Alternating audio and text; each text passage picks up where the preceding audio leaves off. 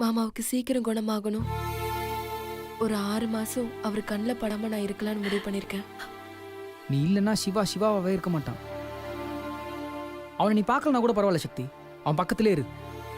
அதுவே அவனை சீக்கிரமா குணப்படுத்திடும்.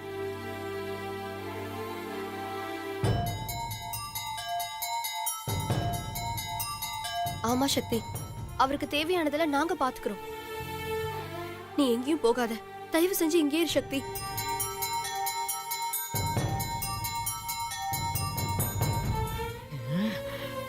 ஆமா சக்தி, நீ எங்கேயும் போகாத ப்ளீஸ்.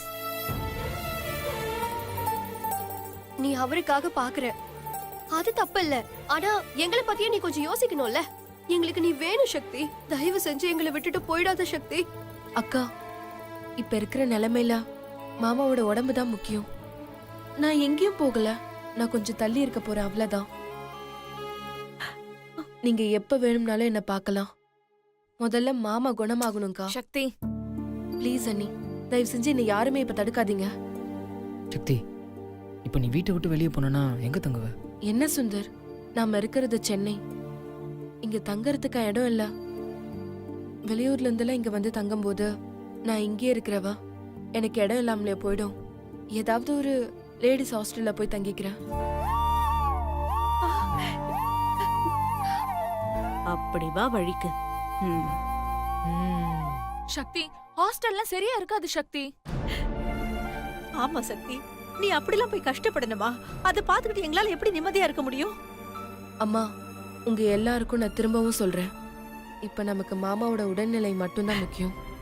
என்னை பத்தி கவலைப்படுற நிலைமையில நான் இல்ல.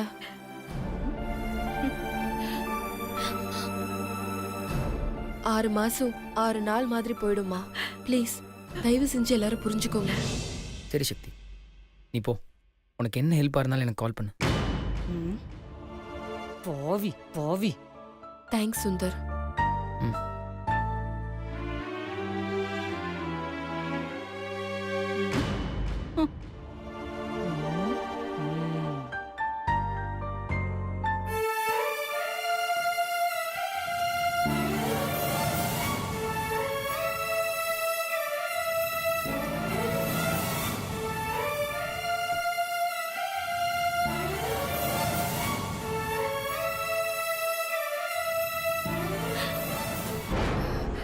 அம்மாடி, இந்த அளவுக்கு நான் சந்தோஷப்பட்டதே இல்லம்மா. நம்மள புடிச்ச பீட ஒழிஞ்சுதுன்னு நினைச்சுக்கோ.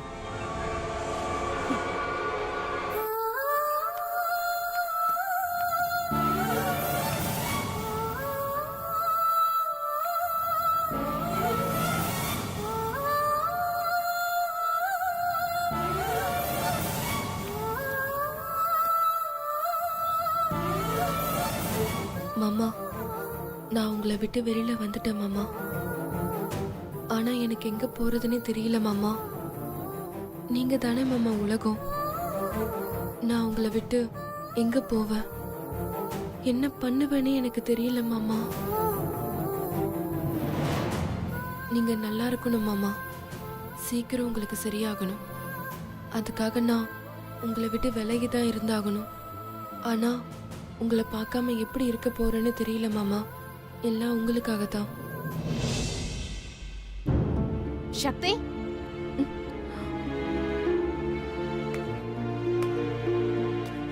என்ன சக்தி, எங்க போறதுன்னு தெரியாம குழப்பமா இருக்கா? என்னடா இவ நம்ம மனசுல இருக்கிறத கரெக்டா சொல்றாளேன்னு பாக்குறீங்களா? எனக்கு எல்லாம் தெரியும். முதல்ல வண்டியில இருங்க, மத்தத அப்புறமா பேசிக்கலாம். நான் சொல்றத கொஞ்சம் தயவு செஞ்சு கேளுங்க. நீங்க இப்படியே இருந்தா உங்க பிரச்சனைக்கு முடிவு கிடைக்காது. நீங்க சிவா சாரை எவ்வளவு லவ் பண்றீங்கன்னு எனக்கு ரொம்ப நல்லா தெரியும். அவரை விட்டு வெளியில வந்தது உங்க மனசுக்கு எவ்வளவு கஷ்டமா இருக்கும்னு எனக்கு தெரியும். ஆனா இப்ப நீங்க எதையும் யோசிக்காம தயவு செஞ்சு என் கூட வாங்க. சக்தி, வாங்க சக்தி, யோசிக்காம.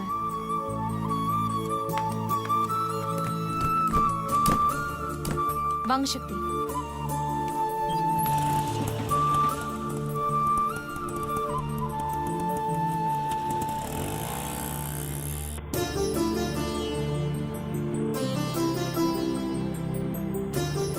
சக்தி, என்கிட்ட நிறைய கேஸ் வந்திருக்கு. ஆனா உங்க கேஸ் ரொம்ப வித்தியாசமானது. அதுவும் உங்கள மாதிரி ஒரு பொண்ணை நான் பார்த்ததே இல்ல. ஆரம்பத்துல சிவா உங்களை பத்தி நிறைய சொல்லுவாரு. நீங்க தைரியமான பொண்ணு, ஸ்ட்ராங் ஹார்ட்டட் உமன், எதையும் ஜஸ்ட் லைக் தட்னு முடிச்சிட்டு போயிடுவீங்க. எவ்வளவு பெரிய கஷ்டமா இருந்தாலும் ஒரே நைட் தான் எல்லாத்தையும் தூக்கி எறிஞ்சிட்டு காலையில எழுந்து வரும்போது புதுசா வருவீங்கன்னு சொல்வாரு. நான் கூட அவருக்கு உங்க மேல இருக்கிற அளவு கடந்த காதல்னால தான் இப்படி சொல்றாருன்னு நினைச்சேன். ஆனா நான் உங்க வீட்டுக்கு வந்து உங்க கூடவே இருந்து பார்த்ததுல சொல்றேன், உண்மையாவே சிவா சார் சொன்னது எல்லாமே சரியா தான் இருந்தது. நான் பார்த்ததிலே தைரியமான பொண்ணுனா அது நீங்க தான். ஆனா நீங்களே இப்படி வருத்தப்பட்டுட்டு இருந்தா எந்த யூஸும் இல்ல. பெண்கள் இந்த உலகத்துக்கு வந்ததுமே முதல்ல போராட கத்துக்கணும். இல்லனா இந்த உலகம் நம்மள ஒதுக்கி வச்சிரும். நம்ம வாழ்க்கையில நிறைய பிரச்சனைகள் வரும். சில பிரச்சனைக்கு உடனே முடிவு தெரியும். ஆனா சில பிரச்சனைகளை அது போக்கிலே விட்டுறணும். இல்லனா குழப்பம்தான் மிஞ்சும். பிரச்சனைக்கு கூட தீர்வு கண்டுபிடிச்சிடலாம். ஆனா குழப்பத்துக்கு குழப்பம் இருக்கும்போது எல்லா முடிவுமே தப்பானதா தான் இருக்கும். அதனால குழப்பத்தை தெளிய விட்டுட்டு முடிவெடுக்கணும். அதனால இப்ப நீங்க வெளியில வந்ததை பத்தி யோசிச்சுட்டு இருக்காம பிரச்சனையை முடிக்க வழியை தேடணும். இந்த நிலைமையில மாமாவை விட்டுட்டு வந்துட்டோமே, நான் எடுத்த முடிவு சரியா தப்பான்னு தெரியாம நான் ரொம்ப குழப்பத்துல இருந்தேன். ஆனா உங்க வார்த்தை எனக்கு ஒரு தெளிவை கொடுத்துருக்கு. ரொம்ப தேங்க்ஸ். இந்த உலகத்துல கஷ்டப்படுறவங்களுக்கு உதவியை விட ஆதரவு தான் முதல்ல தேவைப்படுது. ஆனா எங்க ஆதரவு சொல்ல போனா உதவி செய்ய வேண்டியிருக்குமோன்னு பயந்துகிட்டு நமக்கு என்னன்னு எல்லாருமே போயிடுறாங்க. மேடம் நீங்க சொன்ன இடம் வந்துருச்சு மேடம். அப்படியே ஓரமா நிப்பாட்டிக்கோங்க.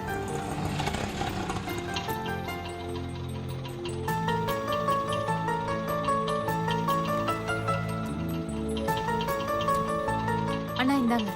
Okay madam. வாங்க சக்தி.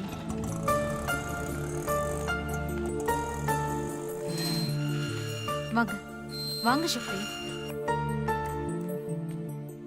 இந்தாங்க இந்த சாவியை பிடிங்க.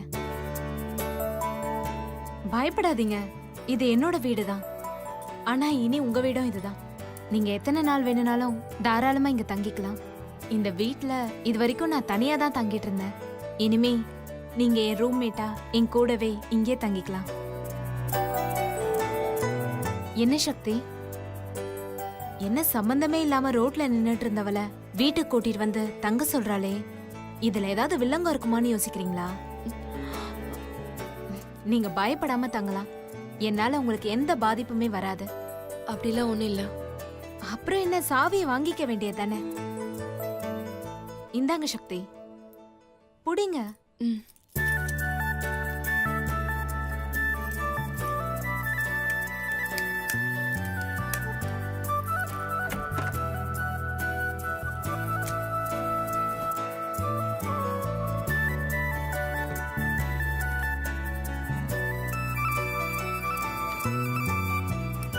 சக்தி, நான் முன்னாடி சொன்னதுதான். எதை பத்தியும் யோசிக்காதீங்க. உங்க மாமாவை எப்படியாவது காப்பாத்தி உங்க வாழ்க்கையை நல்லா அமைச்சுக்கணும். அதை பத்தி தான் நீங்க யோசிக்கணும். உள்ள வாங்க, என்ன பண்றதுன்னு நான் சொல்றேன். வாங்க போலாம்.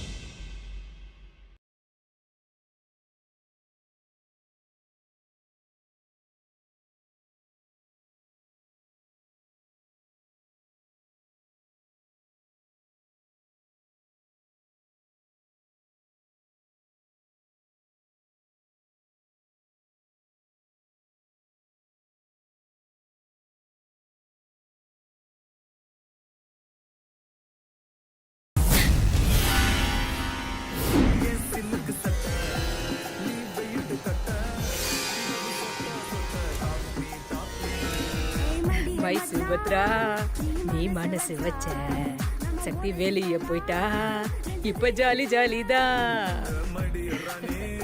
வா சுபத்ரா, வந்து என் கூட சேர்ந்து குத்தாட்டம் போடு. வா வா. வேணாமா, நீ தான் நல்லா ஆடுற, நீயே ஆட. ஆடமா சுபத்ரா நீ. நான் உன்னுடைய ரவுடி பேபி. கரெக்டா?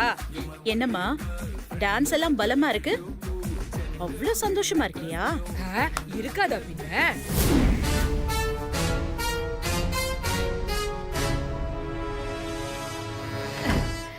சுபத்ரா, நான் உனக்கு ஒரு கதை சொல்றேன் கேளு. நரகாசுரன்னு ஒருத்தன், அவன் எல்லாரையும் துன்புறுத்திட்டு இருந்தான். கண்ண அவதாரம் எடுத்து அவனை கொன்னுட்டான். அவன் செத்துட்டான்னு மக்கள் கவலைப்படலமா, சந்தோஷமா கொண்டாடினாங்க. அதுதான் தீபாவளி.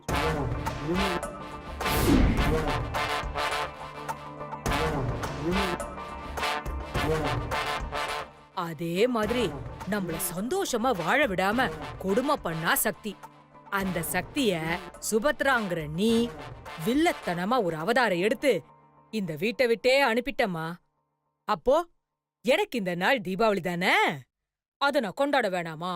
அதான் ஆடி சந்தோஷமா கொண்டாடிக்கிட்டு இருக்கேன்.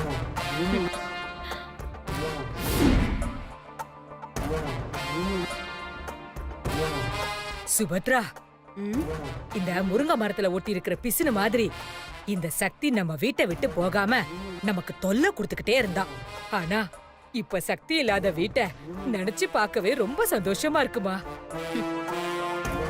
இந்த நாளுக்காக எத்தனை நாள் நாம காத்துக்கிட்டு இருந்தோம். காத்துக்கிட்டு மட்டுமா இருந்தோம், எவ்வளவு பிரச்சனை, எத்தனை அவமானங்கள், எல்லாமே இந்த சக்தியால தானே. இப்போ அவ வீட்டை விட்டு போயிட்டான்னு நினைக்கும் போது எனக்கு சந்தோஷம் அப்படியே அருவி மாதிரி பொங்கி வழியுதுமா.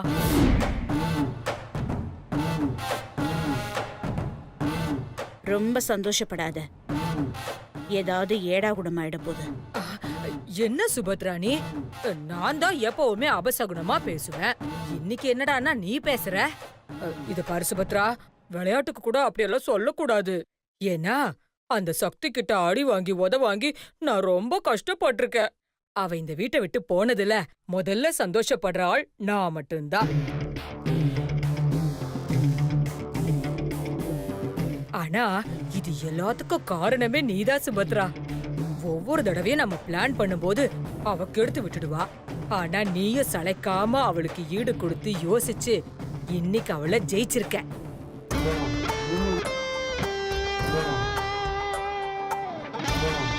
இது எல்லாத்துக்கும் காரணம் என் செல்ல பொண்ணு சுபத்ரா குட்டி. உன்னை பொண்ணா பெத்ததுக்கு நான் பூரி படையறேம்மா.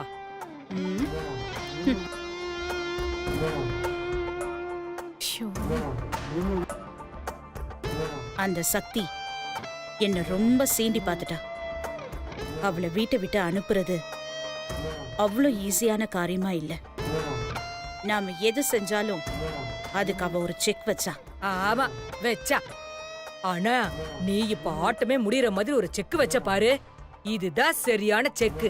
அவளால எதுவுமே பண்ண முடியாத அளவுக்கு பண்ணிட்டியே சுபத்ரா.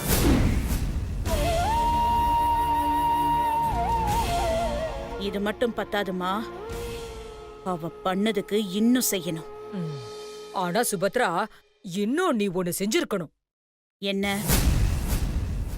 நீ அந்த சக்தி கிட்ட 6 மாசத்துக்கு சிவாவை பார்க்க கூடாதுன்னு சொன்னதுக்கு பதிலா லைஃப் ஃபுல்லா பார்க்க கூடாதுன்னு சொல்லி இருக்கணும். நீ தப்பு பண்ணிட்டமா.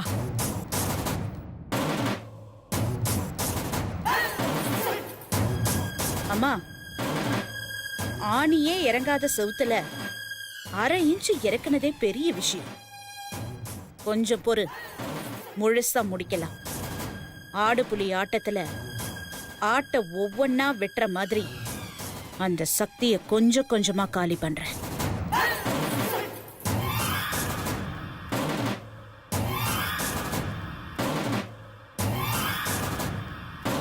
சிவாவை விட்டே அவ பிரிய மாட்டேன்னு சொன்னால, இப்போ அவளை 6 மாசத்துக்கு பிரிச்சு வச்சாச்சு.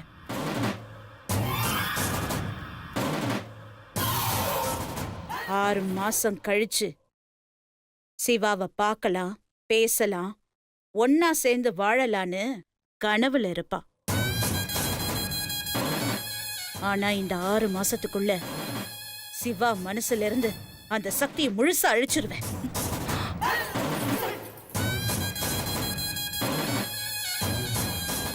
சக்திங்கிற பேரு கூட அவன் நினைப்புல இல்லாம பண்ணிடுவேன்.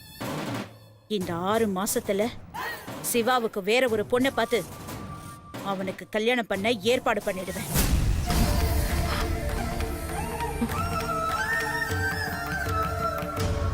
அம்மா, நீ சொல்றதெல்லாம் சரிதான். ஆனா சிவாவுக்கு நினைவு திரும்பணும்னு அந்த சக்தி போராடிக்கிட்டு இருக்கா. ஒருவேளை அவனுக்கு குடுக்குற மாத்திரை மருந்துனால சிவாவுக்கு நினைவு திரும்பிடுச்சுன்னா என்னம்மா பண்றது? அம்மா, சக்தி மாத்திரை மருந்து கொடுத்தா நம்மளால எதுவும் பண்ண முடியாது. ஆனா மாத்திரை மருந்து கொடுக்கறதே நாம தானே. ஆ,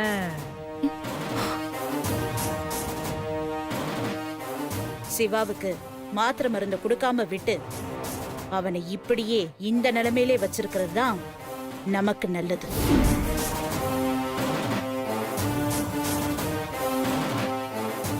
அப்பதான் நாம நினைச்சதை செய்ய முடியும். ம். சக்தி சக்தின்னு சொல்ற சிவா போய் சக்தினா யாருனே தெரியாத புது சிவாவா மாத்திரணும். பாத்தீங்களா சக்தி, உங்க அத்தை என்ன மாதிரி பிளான்லாம் பண்றாங்கன்னு? நானும் நிறைய கேஸ் பாத்திருக்கேன். ஆனா யாருமே இந்த அளவுக்கு கிரிமினலா யோசிச்சு பார்த்ததில்ல. உங்களுக்கு வேணா இது புதுசா இருக்கலாம், ஆனா என்னை பொறுத்த வரைக்கும் இது ரொம்ப பழசு. சுபத்ரா, நீ நல்லா பிளான் பண்றமா. ஆனா ஒரு விஷயத்த மறந்துடாத. என்ன? அந்த சக்திய அவ்ளோ ஈஸியா நினைச்சிடாத. நாம சிவா கிட்ட இருந்து சக்தியை பிரிக்கணும்னு நினைக்கிறோம். ஆனா அவ சேர்ந்து வாழணும்னு நினைக்கிறா. பிரிக்க நாம ஒரு பிளான் போட்டா சேர்ந்து வாழணும்னு அவ 9 பிளான் போடுறா. அவ கேடிக்கு கேடிமா. நம்மள பத்தி பயப்படவும் செய்யறாங்க, ஆனா கிரிமினலாவும் யோசிக்கிறாங்க. அம்மா, எனக்கும் தெரியும். ஆனா அதையெல்லாம் மீறி தான் சிவா கிட்ட இருந்து சக்திய பிரிக்கணும். சுபத்ரா, வீட்ல இருக்கும்போது சரி, நாம ஒருத்தர் பாத்துக்காத மாதிரி பண்ணிடலாம். ஆனா இந்த சக்தி ஆபீஸ் அங்க இங்கன்னு பார்த்தா நம்மளால என்ன பண்ண முடியும்? வெண்ணெய் வழியதான் செய்யும், நம்ம வாயில வந்து ஊத்தாது. ம், நாம தான் அது நம்ம வாய்க்கு கிடைக்கிற மாதிரி பண்ணணும். சொல்றது புரியுதா? புரியுது சுபத்ரா. இருந்தாலும் அந்த சக்தி அடிச்ச உடனே சாகுற மண்புழு இல்லம்மா. அடிச்சாலும் அடிச்சவங்கள பழிவாங்குற நல்ல பாம்பு மாதிரி. அவகிட்ட கொஞ்சம் நாம எச்சரிக்கையாவே இருக்கணுமா.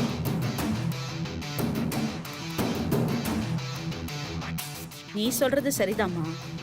ஆனா மூச்சுக்கு பயந்தா முத்தெடுக்க முடியாது. ஒரு விஷயத்தை சாதிக்கணும்னா நாம போராடிதான் ஆகணும்.